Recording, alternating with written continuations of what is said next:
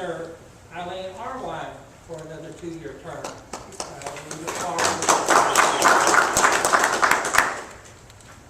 I'd like to make a couple announcements. First of all, to those individuals who are going to be making comments during the committee meetings, keep your comments to that committee's agenda, please. Also, we would like to announce that Commissioner Randy DeVore's mother passed away. We'd like for you to remember the DeVore family in your prayers. And so at this time, I'm going to recognize Vice Chairman Thomas Duddy of the Finance Committee. You're recognized. Thank you, Mr. Chairman. Do we have any visitors wishing to address this committee? Here in Norwood, 1501 Delaware Road. Just want to, that you're going to have review acceptance of the monthly checks for August coming up. Just wanted to note, was glad to see that additional encumbrances that will be reverting back to last fiscal year are spelled out. Since Randy's not here, I'll attempt to find out. Or this should be, some of you guys be asking the same question, is for how much longer. The end of the fiscal year was June 30th. We're now into September. For how much longer are you going to have outstanding payments that will be retroactive back to prior fiscal year? For how much longer is be of interest, how much longer this is going to continue. And some of the items do not make a lot of sense, usually legally under situations such as county government, stuff like that. That is that you're bound to a specific amount every month that you know that you have to pay. And a lot of these do not fall under that situation. So like I said, it'd be interesting to know for just how much longer you're going to have things going back to last fiscal year. And plus, and I may have to find out through Mayor Britton's office as to that the update on the meeting packets, the list that only one Commissioner Doty asked to look at last month, that has not been added to the meeting packets, because I would think that should be made public record as well. And then my understanding that the 10-day rule is on your agenda as well, that one particular commissioner made the request for this to be done away with. Well, that's the remainder of 13 of you to stand by maintaining your 10-day rule, that there is a reason for that. Thank you. Thank you for comments. Anyone else wishing to address this committee?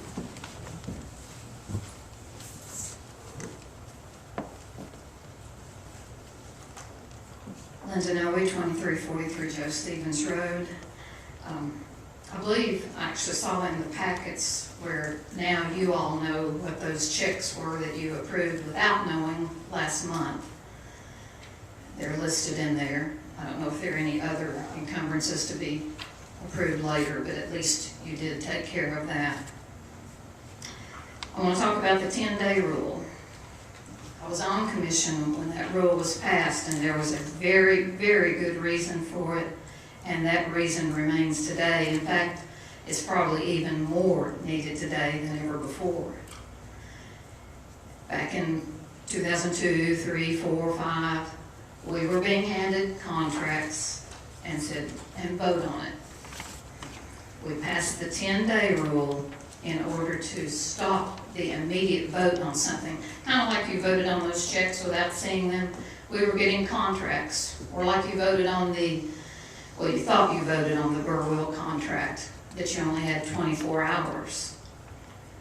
When you're talking about $1 million contracts, $500,000 contracts, $200,000 contracts, it takes time to go through them. And as I've heard Mayor Britton say once or twice, and probably you all as well, the devil is in the details. And it takes a while to go through and look at the details of contracts. That's why there was a 10-day rule. That's why there should still be a 10-day rule. It doesn't stop you from acting on the contract. It just says when you first receive it in the committee or prior to the committee, you will not vote unless you've had it at least 10 days. Whether it's 10 days from the committee meeting or if you had it even before that. But it would prevent those votes on contracts that you've seen for 48 hours, 24 hours. There is no contract that requires an immediate vote, and that's what the 10-day rule was designed to prevent, was an uninformed, sudden, here it is, I recommend you vote on it, and then you do that. So I have a pretty good idea where you're going, because I know that there are a lot of you that you don't care about openness, you don't care about procedure, you don't care about being careful with people's money. You just assume waste $30 million on a jail when you can do it for $45 million. But every contract should have at least 10 days, not only for you all, but you're representing the public. The public should be allowed to see every contract for at least 10 days before there's a vote on it. And you know that. But I have a sneaking feeling that somebody has gotten everybody, hey, let's show them. We don't have to look at something 10 days. Mayor can hand it to us in 24 hours and we'll vote on it. And having said that, let me mention that at your last meeting, you waived the 10-day rule. But you know what? You didn't add the contract to the agenda with Burwell. And Mr. Horner did not make a motion to approve the contract with Burwell.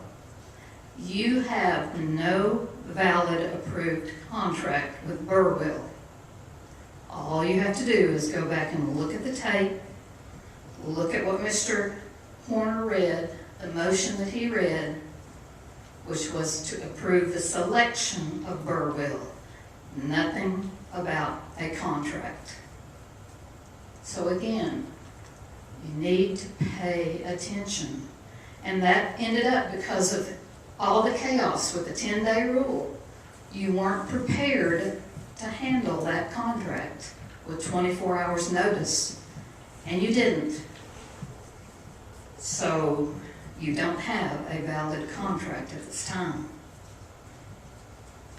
Even though apparently, and I'm going by based on what Mr. Shipley said, evidently, or Mr. Horner, that Burwell is the one that suggested you solicit commissioning contracts. Interesting, since you don't have a contract with Burwell. Thank you for your comments. Anyone else wishing to address this committee? Seeing none, we'll move on with the agenda. With occurring business, you have a copy of the expenditure reports in your packets, which is item 2A. Item 2B is the review and acceptance of the monthly checks. For those that aren't aware of the information that Ms. Arwood gave us, when you look at your checks each month, there will be a listing at the top of the page of checks that has amounts. If you go down to they will be in the 3400 account section.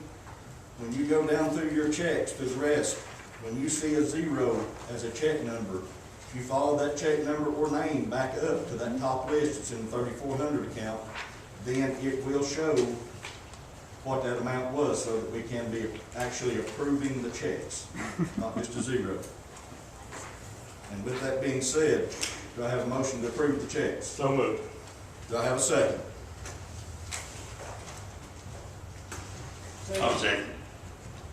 All in favor, let it be known by saying aye. Aye. Chris Pitchon. Those opposed?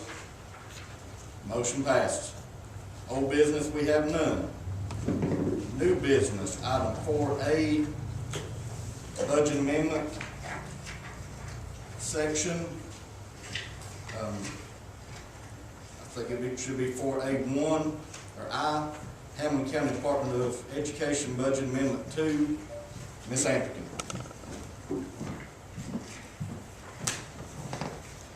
Thank you. Tonight, we have two budget amendments on the agenda. The first, for $159,403, is one that you recognize and we bring every year. This asks permission to budget our grants and reserves from prior years. And we have listed all the specific grant reserves and other reserves there for you to see. If you have any questions about those, it was pretty lengthy. I'll be happy to answer those. Any questions? Do I have a motion to approve? Make a motion. Second? Second. All those in favor, let it be known by saying aye. Aye. Opposed? Motion carries. Item 4A2, the second budget amendment. Is there any other new, Ms. Anthony, or just? Well, just a quick note, this has three parts. We received a grant from HCXL to help fund a part-time arts coordinator for this school year. That's part of the amendment, $80,000 in grants for our vocational or CTE STEM bus that they're working on. And also it's a request to budget additional fund balance for 4 additional nursing positions so that we can have a nurse in each of our school buildings. And I'll be happy to answer any questions. What did you say, the first 80,000? The CTE STEM bus. STEM bus? STEM bus. They're creating a bus and they're doing it through grant funding. It will have like simulators and software modules on the bus that they can travel around to the different schools for the students to utilize in the CTE program. Any more questions? Do I have a motion to approve? I make a motion. Second? Second. All those in favor, let it be known by saying aye. Aye. Opposed? Motion carries. Thank you. Item 4A3, Fund 101, Circuit Court. Ms. Amber Hurst. Thank you. This is from our circuit court, and it's to move money from the reserve account. Those are monies that are collected through the court for data processing items, and this is for 4 scanners. And this moves the money from the reserve account into their spending line item. So it's for $4,717, and it's with local government, who is their data processing supplier for that, for the court. Any more questions about that? Do I have a motion to approve? So moved. Second? Second. All those in favor, let it be known by saying aye. Aye. Opposed? Motion passes. We have item 4A4, Fund 101, Other Social, Cultural, and Recreational for $10,560. This is where we are recording the ETHRA grant, and it is a grant that they provided us funds to provide services to the American Job Center, both custodial and security. So this records both the revenue side and puts the money back into the line items where we provided those expenses. So this money's being given to us through a grant? Yes, yes. It was $10,560 on the revenue side, and we spent it for part-time personnel for custodial supplies, and then the sheriff's department provided some folks, and then the city also provided some personnel, and we're paying for that from the miscellaneous and other contracted services line. What are those miscellaneous? How much money are you talking about? Well, that's for, because they're not personnel of the county, that's where we'll write that check. It's just a line item where we'll write the check and reimburse the city for for the personnel expenses that they contributed toward this grant. I'll make motion for approval. Have a motion, do I have a second? Second that motion. Motion and second. All those in favor, let it be known by saying aye. Aye. Opposed? Motion passes. Item 4B, public official bonds. Trustee Scotty Long, Ms. Hurst. Let's see, Bill is talking for this. We've added that to your packet, and as you can see, Scotty's bond, we were able to track that through the Cincinnati Insurance Company. The amount is for $2,985,873, and that's a CTAS computation based on the last audited numbers. That's the 2019 audit, and that represents a computation based on the revenues that are handled or the receipts that are handled through the trustee's office. And then for the 2 years of the remaining term that Scotty Long is serving, that bond will cost $7,524. And that bond is in effect now, but you, as the county commission, need to prove that you know that the trustee is bonded, and need to approve and acknowledge your knowledge of this bond. You know how much this Cincinnati was last year?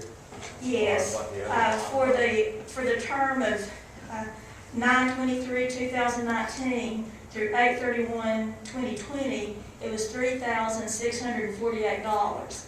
It was the same price per 1,000 as it is for the term that we're moving into. We're paying for the 2 years at one time.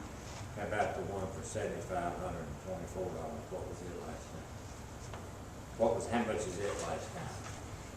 No, that's what it is for now.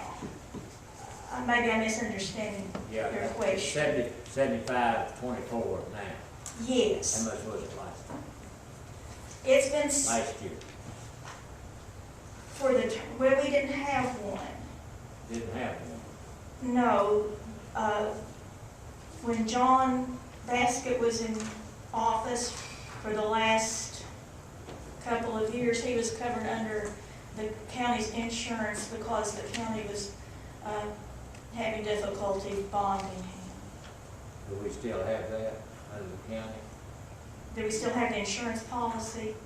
Yes, we do, though it's usually considered preferable to bond your trustee because of the amount of money that he handles. So it's costing us $7,500 more this year than it did the last 2 years. But it's for a 2-year term, why? And the 3,500 was less, you know, less. But we didn't have it before. did we? Right, So the insurance policy, additionally, the insurance policy is capped at $400,000. This bond is for $2,985,873. I know that's an odd number, but it's by a specific calculation. Ms. Hurst, you said that dollar amount came from CTAS calculation? Yes, it is, and it's based on the receipts of the last audit of the trustee's office. Based on all funds, general funds, schools, highway, garbage, all funds that run through the trustee's office. I move that we approve. Have a motion, do I have a second? Second. A motion and a second. All those in favor, let it be known by saying aye. Aye. Opposed?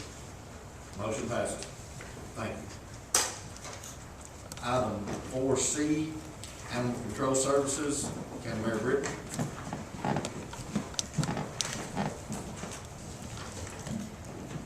Over the last 7, 8, 9 years, we being Hamblen County and the city of Morristown have struggled finding an animal control and process and service that we can have confidence in. And so what happened probably about 6-8 weeks ago was the Humane Society notified us that they're getting out of the animal control business because their ACOs, it's a liability issue for the Humane Society because their ACOs are not bonded, they're not deputized. So when we were notified of that, I started looking for a solution on how we could best provide the animal control service. And so actually I happened to stumble onto what Greene County is doing now. And the way they're approaching animal control now is that they hire an animal control officer. Actually, they have 4 that work under an ACO director who works under the mayor. And these officers are deputized and bonded through the county. They're deputized by the sheriff. And there's an agreement between their animal control department and the sheriff. And the requirement is that the officers have to, before they're bonded and deputized, they have to finish so much training. It's 80 hours of law enforcement training. And then they have to be certified to use a handgun and a taser and all those items. And so I discussed it with their animal control department, discussed it with their legal counsel, discussed it with their sheriff and chief deputy and their mayor, and everybody in Greene County is very happy with this model. So I came back and put together, took their documents and talked to the sheriff about it, and the sheriff signed off on it because of the training. Primarily is that these deputies, he's willing to deputize the ACOs because they will have all the training of a deputy except for the law enforcement academy that his deputies have to go through to be post-certified. So what's before you is a proposal for Hamblen County to provide animal control services countywide. And basically what would happen here is that we would contract with the city of Morristown to provide animal control and shelter services to city residents. And then we would provide both to county residents. And then we would contract with the Humane Society for them to provide the shelter services or the animal care services for us, which we're offering to city and county residents. And then also in your packet is the MOU between the Animal Control Department and Mayor and the Sheriff. And that document outlines what I guess training is required of the ACOs, talks about the pre-employment requirements, which includes a psychological examination, physical examination, and the 80 hours required of training before they can be considered an auxiliary deputy, and then annually 40 hours of training. They would be employed to provide, investigate, and prosecute cases involving animal cruelty, animal neglect, animals running at large, vaccination requirements, and other animal violations of animal laws.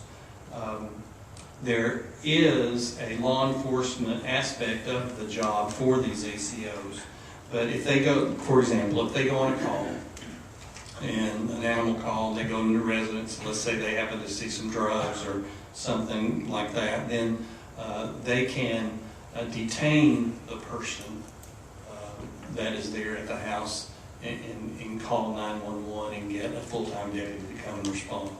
But that is the extent of their involvement in law enforcement activities, unless the sheriff authorizes more duties for them. Because these deputies, auxiliary deputies, will not be post-certified, the most that they can work in law enforcement capacity is 20 hours a week. So for that reason, anytime that they do any activity in a law enforcement capacity, they log it. They're going to keep a weekly log so that if post comes and audits these part-time auxiliary deputies, which is what they will be as far as law enforcement is concerned, we'll have the documentation that they didn't exceed the 20 hours. As far as financing and the cost of the program, the contract with the city would pay us for the services that we provide, which would be the animal control and the animal care services through the Humane Society. Right now, the city and county each contribute to the Humane Society $150,000 for those two services.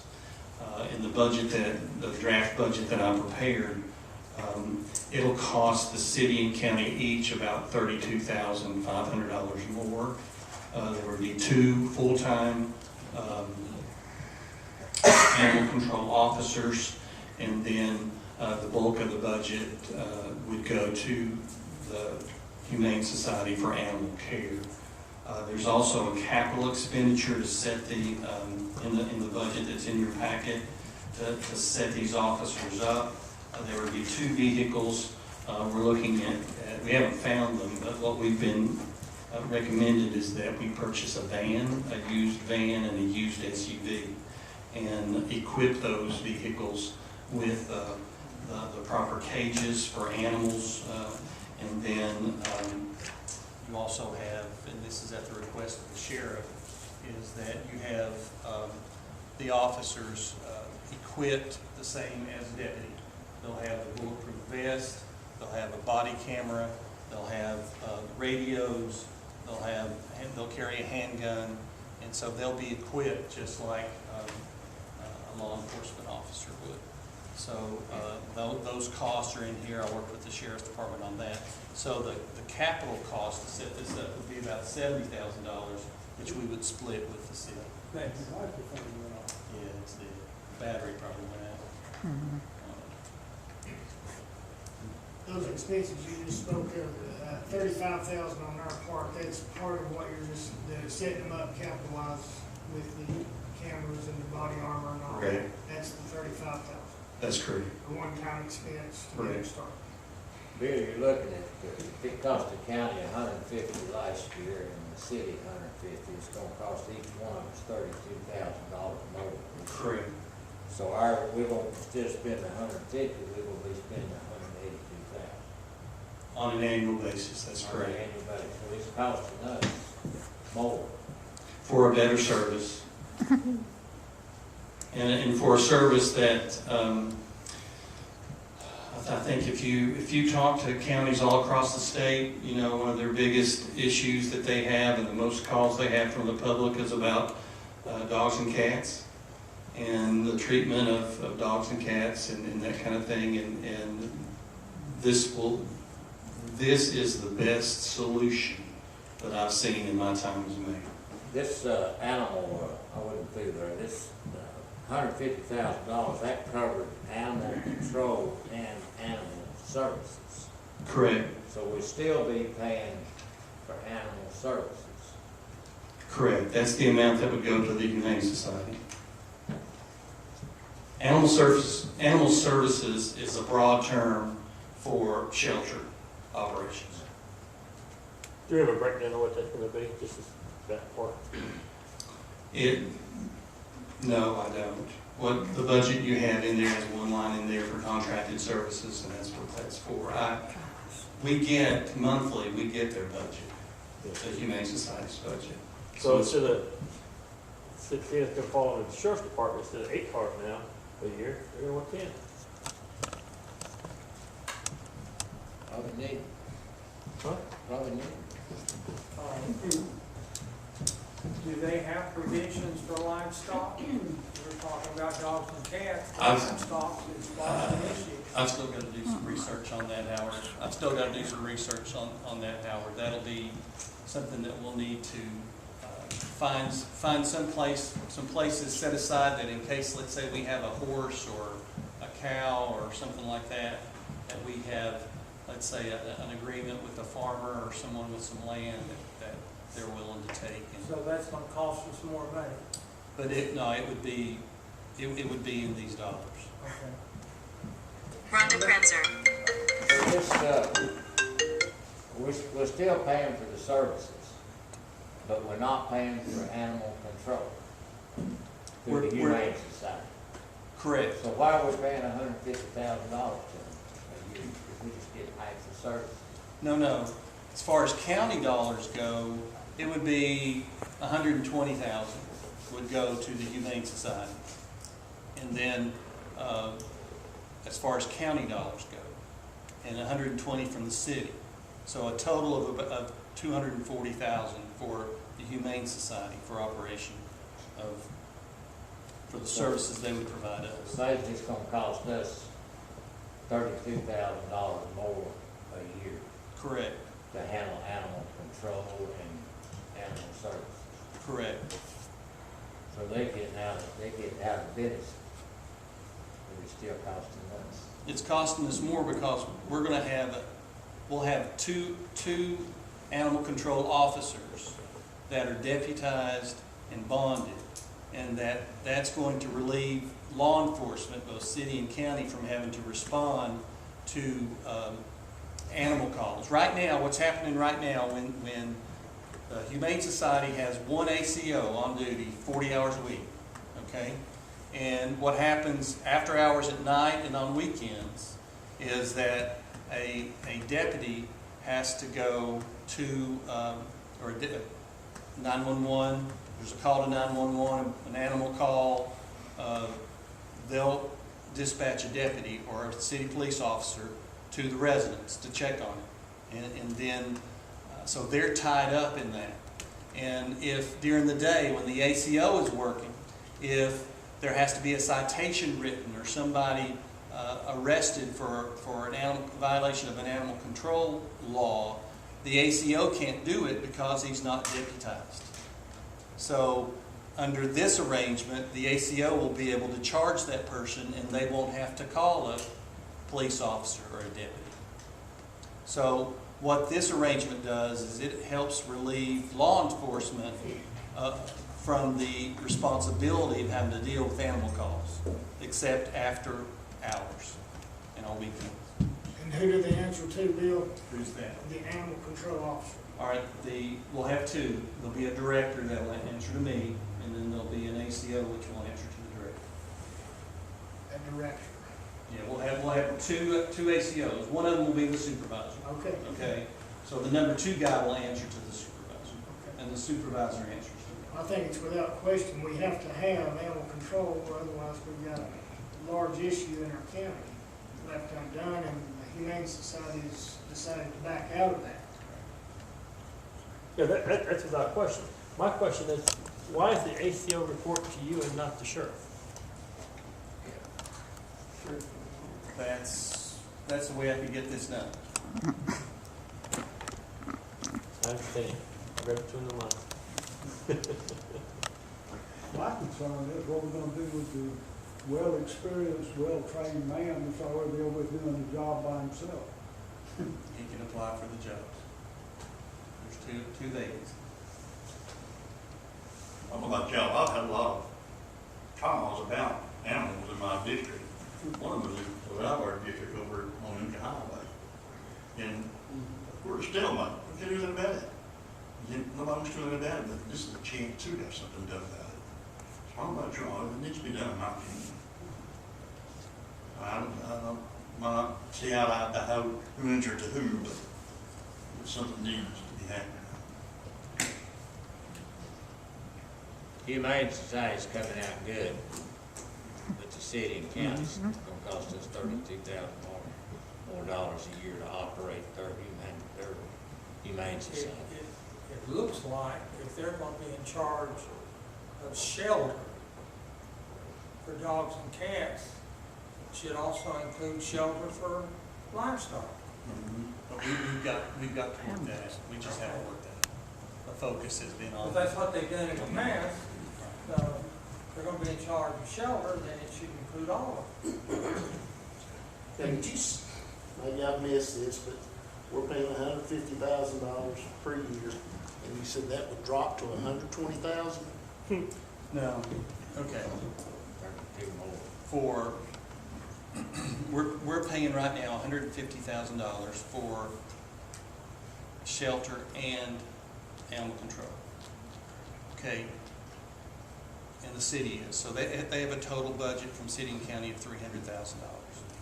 All right, what the Humane Society is telling us is that of that $300,000, $60,000 of it is to fund the one ACO. That's what they spend on animal control services. So they spend $240,000 of it on shelter services. So we would still fund them $240 for shelter services, and then that $60,000 would go toward the ACO, and then we'd need additional funding to expand that I service. got you, but as far as Humane Society, it would drop to 240. No. Yes. 120. Yeah, combined, city and county Yeah, combined, that's what I'm yes, saying. yes. Okay, so we're not gonna be down as much as it would appear.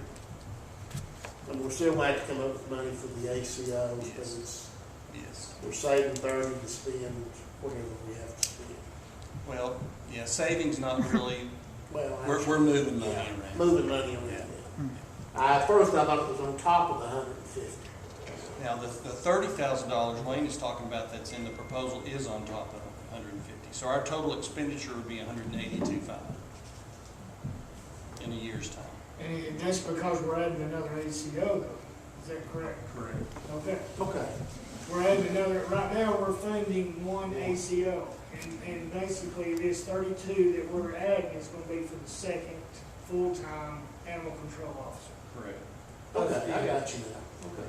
I'm with you, okay. We're getting a better service for some more money, but we're getting a better service. It's a lot that we've had. I mean, a lot of complaints on the gym. I've had a lot of complaints about animal issues, and also when we have this animal control officer, it gives, if there is a violation, they'll be behind if it goes to a citation or a court appearance or something. They prosecute it. Yes. I mean, the DA's office will prosecute it. Right. They're in court. Yes. Testifying. I got you. Do we know who the people are that's gonna be answering to you yet?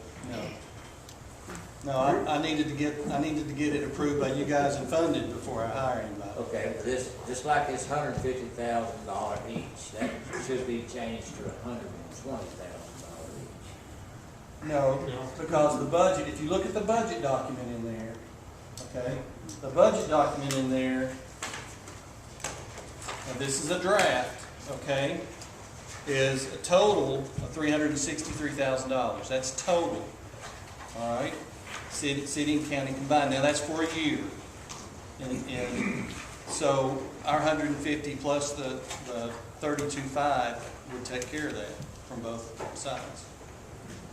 One other question then, if we have this budget of 363, so the jurisdiction falls under the mayor's office for 2 ACOs, but yet it's going to be paid for out of the funding for the animal humane society. Correct. Okay. Bill, you said you'd work with agreement. What kind of budget they got for their Humane Society? I know they got a little bitty place up there. Yeah, they do. It's in the 270 range, I think. For a county 3 times bigger. And they've got, yeah. I don't know what their numbers are compared to ours. I know that our ACO calls, based on the reports that the Humane Society sends us here, they have over 300 calls a month for ACO services. Where it is right now, the average person, if you have an animal problem, if you call right now, chances of getting somebody to come out and do something about it like that are slim to none right now. We've had calls about that here in town, and 2 or 3 times, and nobody's ever showed up, ever been over there. Am I assuming because this switch like that and having our own people like that, will that be a better situation there for somebody to come take care of problems and we've got it? You'll have 2 officers instead of 1, so you'll have double the staff, which tells me the response will be better. Although now, there will still be guidelines for call-outs. Is the way that I guess my vision is that you'll have your director who will work during days, Then you'll have ACO number 2, who will work a staggered shift, let's say noon to 8:30, noon to 9. Okay, so you have coverage from 8 a.m. to 9 p.m., okay, which you don't have right now. And then, so from 9 at night till 8 in the morning, it's an on-call status. And then on weekends would be an on-call status. And in your packet, there's a list of in these situations, they justify a call-out. And then in these situations, they do not justify. Like for an example, all right, let's say 911 gets a call of a dog running at large. That's not threatening anyone. That's not an aggressive dog. That doesn't justify calling the ACO out so that we have to pay overtime. Okay, now, if you have a situation where you have an aggressive dog, where an individual or another animal is in imminent danger, then that justifies the call-out. Or if you have an animal who was, let's say, hit by a car on the road, still alive, then that justifies a call-out.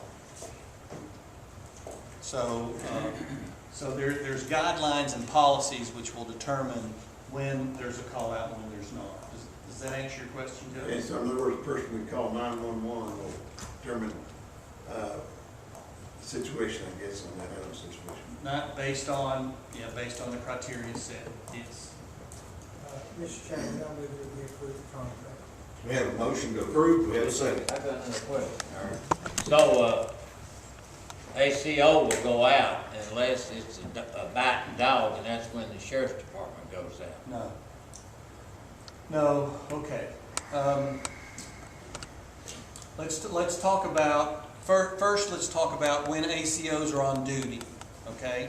Let's go on the assumption that ACOs are on duty 8 a.m. to 8 p.m. for those 12-hour periods, okay?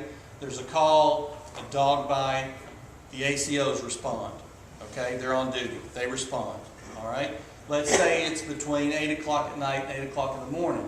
Well, the police officer will respond first to go to the scene. If the animal is not contained, then they'll call the ACO, and the ACO will come from home and come and respond. Now, if the animal is contained and not dangerous, then the ACO will respond the next morning. So ACO is still going to be picking up dogs. Oh, yes. That's their job. That's what they'll do. Yes. It'll be 2 people. Yes. We got to furnish 2 vehicles. Yes.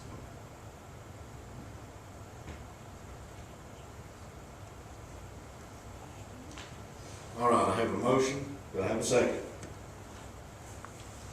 Mr. Chairman, let me just make it clear that this motion approves all 3 documents. Is that your motion? Have a motion to approve all 3 documents, do we have a second? Second.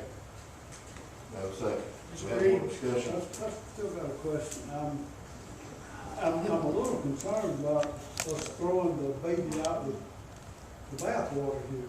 We've got a perfectly well-trained and competent man over there now doing really a pretty good job by himself. We're just gonna throw him out and replace him with 2 brand new guys? I'm not comfortable with that. He can apply for the job, Taylor. That's what can, and that's what I've told him. Okay. I've told him that. I've got his resume. You didn't tell me that. Taylor. It's all right. Taylor, I'll talk to you. Thank you. Taylor, Yes, sir. the animal control people have gone out of that business. Not yet. Not yet? Okay, They will at the end of November. okay. All right, we have a motion, we have a second. Any more discussion? Mr. Reed, make a second. Seeing no more discussion, all those in favor, let it be known by saying aye. Aye. Opposed? Aye. Motion carries with 1 opposed.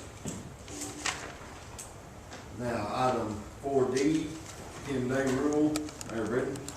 In your packet are the minutes of the 2 meetings the County Commission acted on the 10-day rule. One back in the mid-2000s where it was established, and then there was a clarification done in 2015 for the 10-day rule. and this is just for you to discuss, give you the background on the situation. I think, you know, some of the comments about the 10-day rule, you know, talking about not giving commission, not having the 10-day rule, you won't have time to review the contracts. I disagree with that. I think that under the circumstance, like for the commissioning, you authorized one of your own and myself to negotiate the contract. So you gave that authority to us to negotiate it, and as soon as we had it negotiated and we had a draft for you to review, we sent it to you immediately. And so, so that was something that we followed your directions on. I think that if we have the 10-day rule on contracts, on day-to-day contracts, then 10-day rule is no problem. Now, on contracts, on special situations where we bid something, you guys approved the bid in committee, and then we had to get the contract together before commission meets 10 days later, so we get it Monday before the Thursday meeting, okay? Technically, that violates the 10-day rule, but you approved the vendor. We got the contract together for it to exercise that next commission meeting. Otherwise, we would have to wait 30 days, and government moves slow enough. So there are times when the 10-day rule hampers the way we operate. Why have it? If you're not gonna go by it. Why even have a 10-day rule? Get the whole thing out. For 50 days. Why have it? If you don't go with the rule book. Chairman, I make a motion we do away with 10 days. Have a motion on the floor to do away with the 10-day rule. Do I have a second? Chairman, I'll second. Have a motion and a second. Is there any more discussion? All those in favor, let it be known by saying aye. Aye. Opposed? Aye. With one opposed, the motion passes.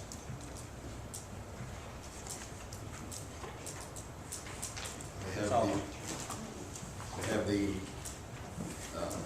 line item 5, items of interest with no action necessary, and that's all I have, Mr. Chairman. Thank you, Chairman Doty, and Chairman Doty of the Personnel Committee. You're recognized. Thank you, Mr. Chairman. I'll call the Personnel Committee to order. Do I have any visitors wishing to address this committee? Seeing none, we have no old business. For new business, we have the approval of longevity pay commissions. Do I have a motion to approve? Have a motion to approve. Do I have a second? Second. Have a second. With a motion and second, any discussion? Seeing none, all those in favor, let it be known by saying aye. Aye. Opposed? Motion passes. Nothing else for the Personnel Committee? I've got today, Mr. Chairman. Thank you, Chairman Doty. At this time, Chairman Goins of the Public Service Committee, you're recognized. Thank you, Chairman. I call the Public Service Committee to order. Anybody wishing to address the committee? Seeing none. No old business, new business. 4A, we're doing away with that at the moment. 4B, surplus items for circuit court clerk. Surplus the items for circuit court clerk. It's printer. It's printed from the mayor's office. I believe it's from the mayor's office, is it not? Yes, Teresa West has asked that we surplus its equipment, so she can send it.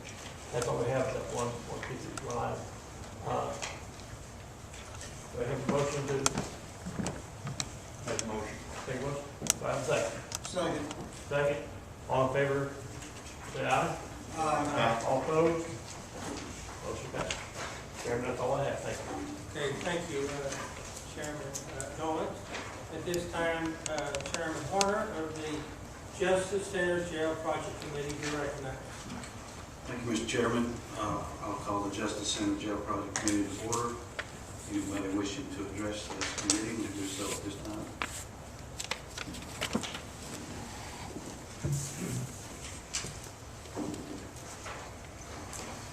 Linda Noe, 2343 Joe Stevens Road. Don't know what the problem is. Sound system, $50,000. What's the problem? Probably a battery. Probably a battery, needs to be replaced. $50,000. We can't. Whoa. It came on. I'd like to talk about two things. The Hale property development. Here we're all worried about, oh my gosh, government works so slowly. Maybe it's because government gets ahead of itself and puts the cart before the horse. I don't know how many times regarding this jail. This is just one of those. When you look back, if you ever bother back to look back, you all approved a contract for $25 million for the jail, with mostly anticipating costs of that much. You voted for that. Then Doe Jarvis died. And I remember Mr. Shipley saying, we'll miss Doe Jarvis and his input and his knowledge. And he had a lot of knowledge about finances, and he asked questions. And he actually went and got information himself.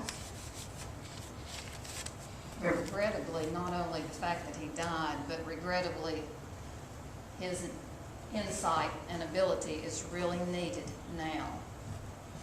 Because we jumped from a $25 million jail to a $75 million, and yes, $75 million roughly all in, when you count hail and demolition and property purchases and fees and everything else. And we don't know what the contract will be yet for the actual construction. But you jumped from $25 million for a jail to $75 million for a jail and justice center. And that's why you have people going around saying, look at the one-level jail. Now, Mr. Shipley said, oh, but, you know, we're not going to copy Coffee County. You don't have to copy Coffee County, but you look at a jail that would work for us on one level, similar to Coffee County, and it could hold 600 people, just like we're talking about here, or 625. And we could renovate our Justice Center, because you're going to renovate it. I know Mr. Shipley sent out a letter saying, oh, the sheriff said it wasn't good. He did say that. And then you had an engineer go over there and say it was okay. You would have to do some small repair, but it was okay. So you're going to renovate it. Let's renovate it, that first level, top level, into beautiful courtrooms. You see it done on TV all the time. You see it done in real life. You may have remodeled your own home or kitchen or area. Coffee County spent $22 million. Of course, they had a $2 million kitchen roughly. But we can easily add another pod and meet all the needs with $45 million. Easily. Why do you insist on wasting $30 million? $30 million. When you've got schools, we've got animal control, we've got everything imaginable going on right now. We don't know what the future holds, but we can solve a problem with $45 million instead of $75 million. Why are you wasting $30 million?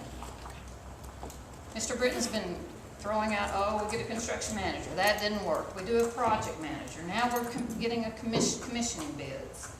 You have wasted already 6 months since all that started, but you refuse to spend 60 days to really look at a one-level jail in order to save $30 million.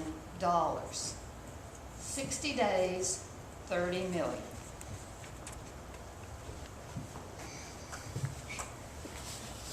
Anyone else?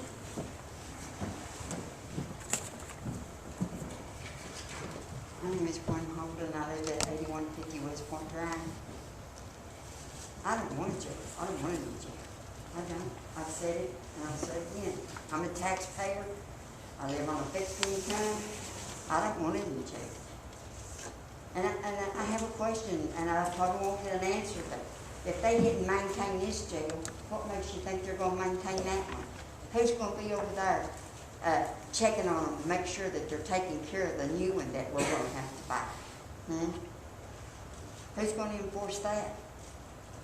And then you go here and you do dog stuff, like for dogs, like the city's doing for the comfort chickens. You just can't even enforce the laws that you've already got. Property maintenance went to pots. We got people living in campers that you can't do nothing about. You hired a code enforcer for the county, and all he does is sit up there at the planning office, draw his money in his retirement, his insurance. Can't do a thing about nothing. I don't understand it. We pass laws, we pass new laws, and can't even take care of the old laws. Anyone else wish to address? Karen Norwood, 1501 Eller Road. I'm just gonna have to speak up. I was just gonna say that, from what I've gathered from quite a few people, over the last several months and everything, that, I never had the opportunity to meet him, and I'm sorry I didn't, that you all and our entire community lost Mr. Doe Jarvis. Thing is that we may have lost one particular person, but it's time for some of you that are still here to step up. Hopefully some of you learned something from him. Step up and fill in. I've also got the understanding that that our Mayor Britton's got some of you kind of in his pocket, or got some information, and I've gotten this from several people. I've lived here my entire life, I know a lot of people. But you don't work for him, you work for the people of this county, the people that elected you and put you in here. I tell you what, somebody threatens me with something might happen to my public property or something like that. Instead of going along with that person, caving in or whatever, about like I'm doing everything else, I'm not going to do what somebody's threatening for me to do and cave. By George, I'll make it public. I'm not hiding behind anything.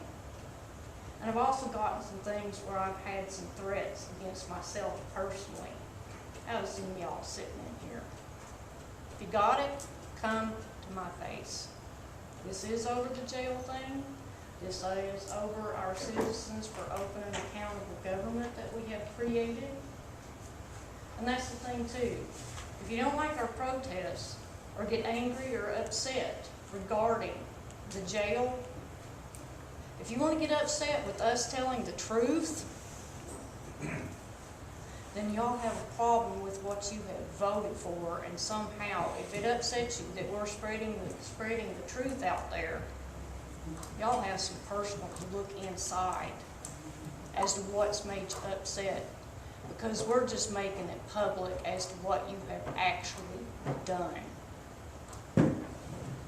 So, you may miss Doe, Commissioner Jarvis. There's some of you sitting in here that have the abilities to step up and take his place and do what's right for this community, for your family, your friends, your neighbors, your co-workers, etc., if you really care. And oh, trust me, I know the ones that don't honestly, sincerely care in their hearts. I know exactly who each and every one of you are. And if you got something personal to take up with me, I don't need to hear about it rumor behind y'all's backs or behind mine. You can come, be man enough to come say it to my face. Now, I can have a conversation. We can disagree. You think I agree with my husband 100% of the time? No, but we can discuss it, and we can still live together. And another thing, I appreciate all the commissioners have the decency to turn and at least look at me when I address all of you. I think it's extremely rude for one to consistently sit with their back to me. Thank you. Anyone else wish to address? Eddie Cox, 1804 Bolton Ridge. I got 2 or 3 things to say. You all do a good job. Mayor do a good job. We need a jail. Sheriff, when the sheriff went in, the sheriff, first thing he said, we need a new jail. Where is he now? He ain't ever up here talking about the jail, want the jail and everything. We need a courtroom because we got trial, people going to jail, postpone the trial. Then they drop the charges on them because they can't have the trial and go to jail. The stuff they do wrong and everything. People get out, do stuff wrong. We need drugs, child abuse, all that. And the dog catcher, they ain't the dogs out, it's the cows and the horses out more than anything. And then they have to go catch them and try to find out who they belong to, all that. Who's going to find out who the cows belong to? I know some of you got farms and all that. I got farms, I keep all mines in and everything, but I know you're listening on the police scan and find out how many cows is out, horses, and then have to chase them down and everything. But we need to do something about the dog catcher and stuff like that. I think more cows and horses out more than the dogs are. Thank you. Anyone else wish to address? If not, 3A, old business, seems there's none. 4A, new business, request to bid Hale property development project. Kevin here, Mr. President.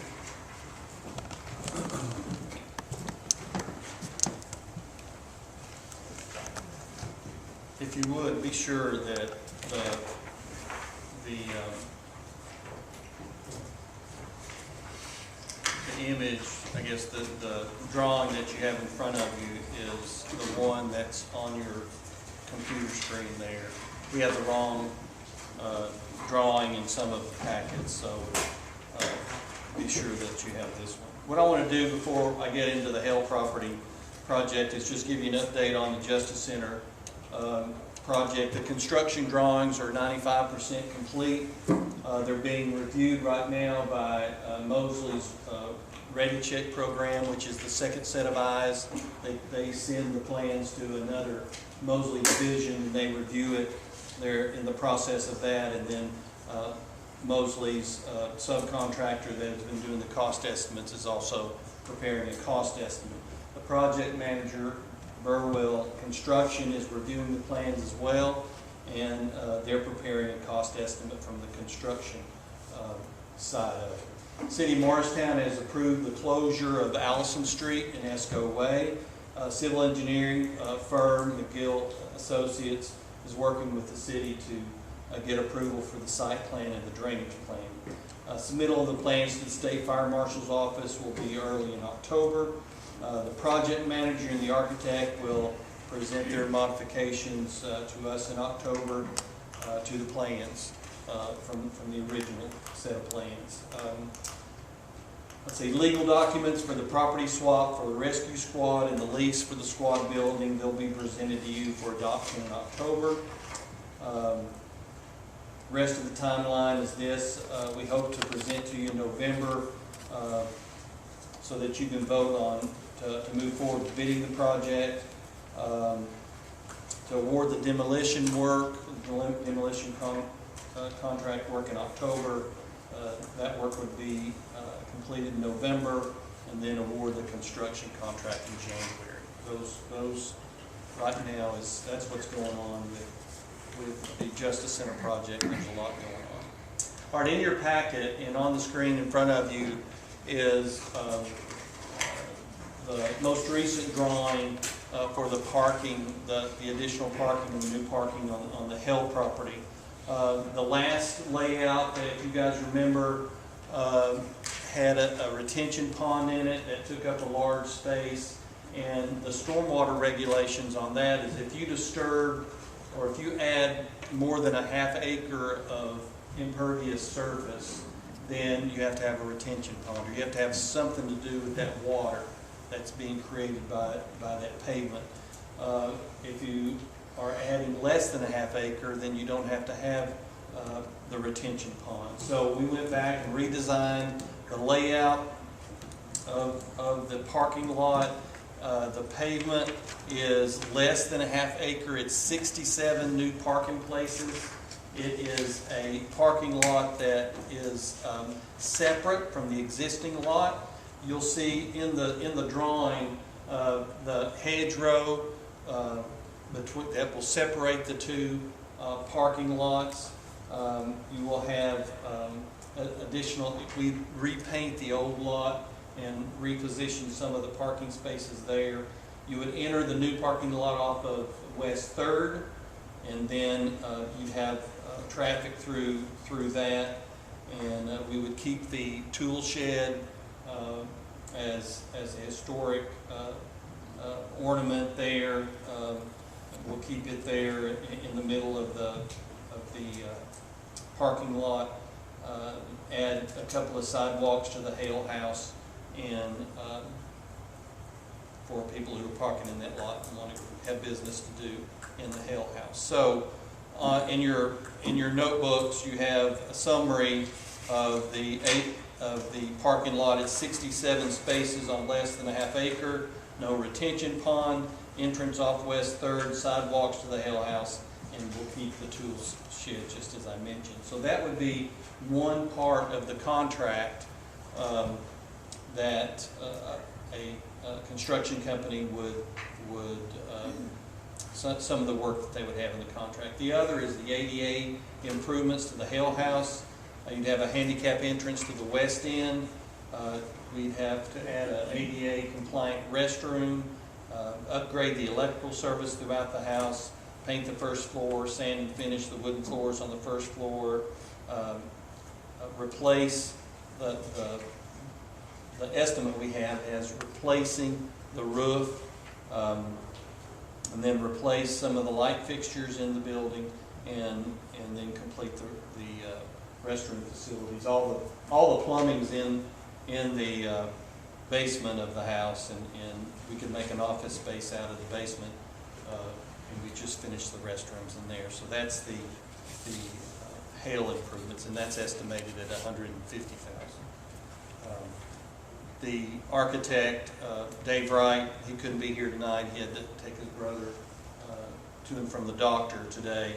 But he did suggest that we bid an alternate when we bid the Hale House, and we bid just painting the roof instead of replacing it. He thinks that would be about $29,000 less. So it would be, but the life of a paint job's around 5 to 7 years versus a 30-year roof if we replace it. And then finally is the we pulled out, as mentioned in the commission meeting last month. We've scrapped the new maintenance building, and what's presented before you is making repairs to the building that we have now, replacing the roof and the gutters, add shutters to the front of the house, paint the exterior trim, repair and place the front porch and the handicap ramp, replace the first floor restroom, add a new sewer clean out, and some plumbing repairs that are needed in the basement. Replace first floor flooring, convert the basement entrance to a ramp. Right now it's steps. Add privacy fence to the east side of the building to try to hide some of the areas where they have to store some things. And then the staff would replace the storm door, add electrical outlets, and add shelving. The other repairs would be included in the contract. That would include the parking lot and the ADA requirements for the Hale House. So that's the scope of work that we're proposing for that property over there. And the result will be some additional office space in the Hale building, give us the additional parking that we need, and we'll update our maintenance building where it'll service us for several years. And then after everything's built, after the Justice Center is built and everybody's moved and we're in there, been there a while, we can kind of step back and look and see, do we have other storage needs? If we don't, then this will be it. So this is the proposal for you. Any discussion? Question, that hedgerow between the old parking lot and the new parking lot, was that required through the city plan? No. That's just. It keeps. Okay, I noticed you just got one outlet coming out of the new parking area. Correct. And the area where you were gonna build your $500,000 maintenance shed, all that is, nothing going on in there. It's grass. Is that coming back later for parking? If we need the parking. We would evaluate it once we build everything and everybody's moved in and see how everything's operating and evaluate it and see if we need the parking. If you look at that print where you're coming out on 3rd North, if you're parked over in this left-hand corner behind the tool shed, you've got to go all the way up to the front, hang a left, hang another left to get out. Wouldn't you want to put another outlet down on 3rd North? Instead of having one outlet there and you got one for the old parking lot. That would create more than a half acre of pavement. And we'd have to have a retention pond. So you gotta drive all the way around to get out of it now. You gotta drive all the way around to get into it. Unless you drive through, unless there's nobody parked in front of it. Well, you can't drive through it. I don't see it, unless it comes through it. I just see one outlet. Okay, that's true. You would lose parking spaces if you had another outlet into the old parking lot. What was the original amount of parking spaces? Was it 75? That's what that We're was. losing 8 spots. Pardon? We're losing 8 spots. Correct. And with the, I think with, and the other design where we had the retention pond, it was like in the 50s. What is your timeline of, are you going to try to work on all 3 of these phases at the same time? Yes. The priority would be the parking because of the timing with asphalt. Speaking of parking, I need to bring up something here that I see. If we add this, which it's in the line of safety, even in front of our courthouse here, we don't have good lighting. I would like to see us plan ahead and, with conduit or design that we can add security lighting. If you come to the courthouse right now, we have one dingy street light out here. And I would recommend that we look at, the city, power system, whatever we need to do to add security lighting on West 2nd North here for the courthouse, as well as our new parking area. It could even be between the old parking and the new parking where I just feel like we need to have that. Something that I don't see on here that we need to look at.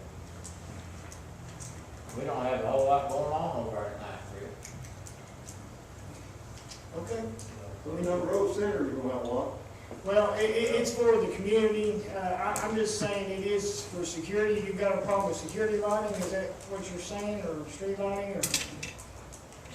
I'm just wondering, you know, it's beneficial if we do have a function here. If you leave here at 6 o'clock at night, in December, it is dark.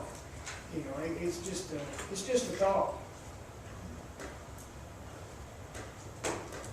I look for dollars, what it costs to do I understand. I'm looking at safety and what happens if, you know, one of our own is, you know what I'm saying. It's You're basically talking about to make sure the conduit is there. well, yes, sir. And then if we